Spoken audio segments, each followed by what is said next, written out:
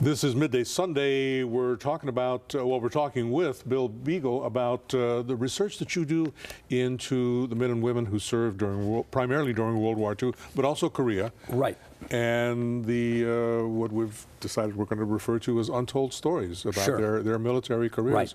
And we've been focusing on one of your larger projects, which Right. was UCLA. Right. Some of the families that you have come in contact with, I assume that there are some cases where you have not been able to find remains, or you've not been able to find.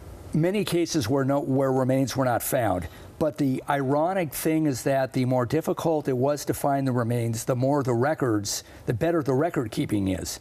Because the military wanted to be able to prove that if they couldn't find somebody, they really tried to do it. And many times the next of kin would enlist the aid of their senator or their congressman. And you see some of the letters in these files that are from senators that are very pointed. It's, "You Army, you guys screwed up. My constituent says you can't find their body. You say they're dead, but you can't find the body. What's the story?" So the military wanted to be able to prove that they have moved heaven and earth to try to find these. So in the files would be the report of the search they did, the report of the downed aircraft if the guy was on a plane, an after-action report from the guy's regiment to prove that they were under heavy combat the date that he disappeared. So there's a tremendous amount of information in those cases. Yeah, and the military command staff, there's nothing that scares them more than to have a senator sending a letter. You're right, and when you read the letters back, boy, you can tell how scared they are on those letters. Boy, oh boy. Ensign Dudley Crawford, Jr. Dudley Crawford, an interesting guy from North Carolina.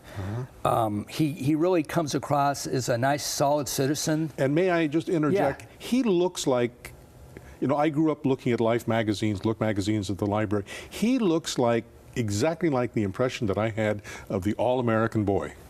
You know, I think he is an all-American boy. He was from a little town called Rutherfordton, North Carolina, and when he joined the Navy, the mayor of the town wrote a letter.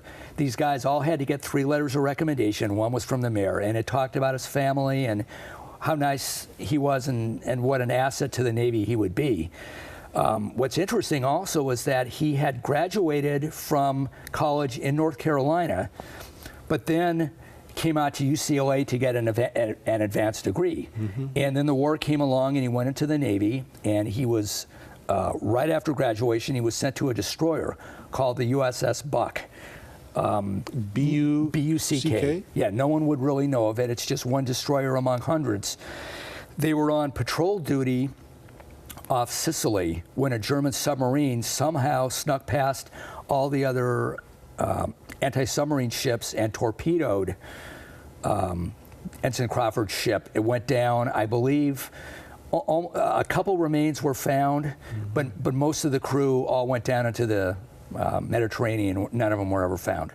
For more information about the fascinating work that Bill Beigel does, the name of your company is? Personalized World War II Historical Research. There you are. And you can find this fascinating site that he has. It's www.research.com. You don't need the www in front. It's just www.research.com. And the phone number is 310-791-3949.